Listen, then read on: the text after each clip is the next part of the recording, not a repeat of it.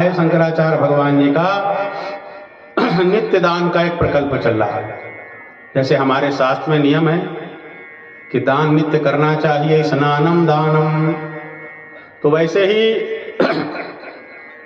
रोज तो हम निकाल नहीं सकते देने के लिए। 1 रुपये 5 रुपये किसको देने जाएंगे? तो ब्रह्मलीन शंकराचार्य भगवान जी ने एक प्रकल्प दिया कि 1.25 रुपये रोज कम से कम हम धर्म कार्य के लिए निकालें, भगवान की सेवा के लिए निकालें, धर्म की सेवा के लिए निकालें। कितना? कम से कम 1.25 रुपये रोज। तो 1 साल में 450, राउंड फिगर में ले तो 500 रुपये।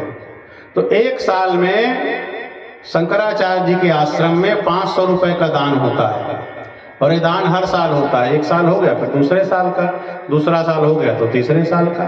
तो एक बार जैसे आपने 500 रुपये शंकराचार्य के आश्रम में दान किया, तो आज पौष का महीना है, कृष्ण पक्ष है, अष्टमी तिथि है, तो आज किसी ने 500 दान किया तो पूरे 500 का दान आज नहीं होता।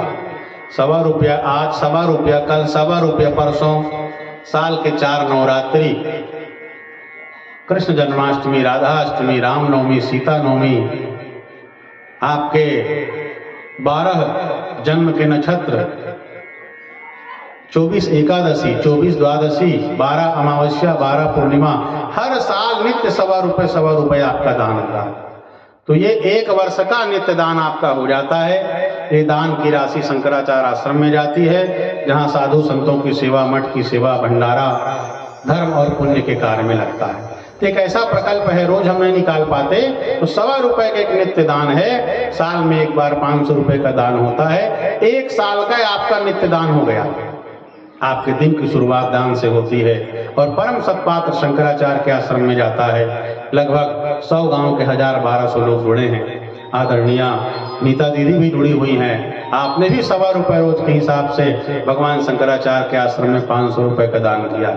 तो दूसरा प्रकल्प शंकराचार्य भगवान जी के नित्य दान का चल रहा है, जिसमें आप 500 दे करके 1 साल का नित्य दान कर सकते हैं। 1 साल पूरा हो जाता है तो दूसरे साल का दान होता है।